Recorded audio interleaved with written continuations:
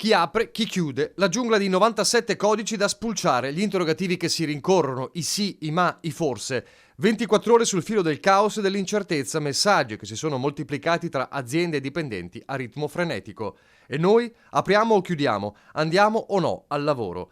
Una difficoltà legata soprattutto alle numerose eccezioni di un DPCM allargato rispetto alla prima bozza sul tavolo del governo, ed è anche per questo che i sindacati sono nuovamente sul piede di guerra.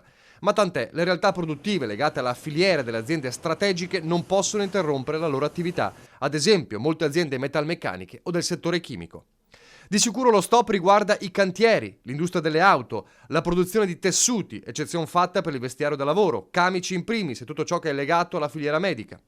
Stop anche al settore dei mobili, alla pelletteria, alla metallurgia, alla produzione di giocattoli, gioielli, articoli sportivi, al commercio, con l'eccezione fatta della produzione e vendita alimentare, che come sappiamo resta attiva. Semaforo verde dunque per l'agroalimentare, la farmaceutica, i trasporti, le edicole, le tabaccherie, gli studi professionali, i servizi bancari e assicurativi, le riparazioni, l'assistenza di telefonia e computer, l'editoria, l'informazione, gli alberghi, il personale domestico. Da sottolineare come in ogni caso molte di queste realtà abbiano già avviato autonomamente, laddove possibile, lo smart working, il lavoro da remoto. Di qui e fino al 3 aprile, insomma, un'Italia del lavoro a macchie di leopardo, sempre che non arrivino nuovi giri di vite.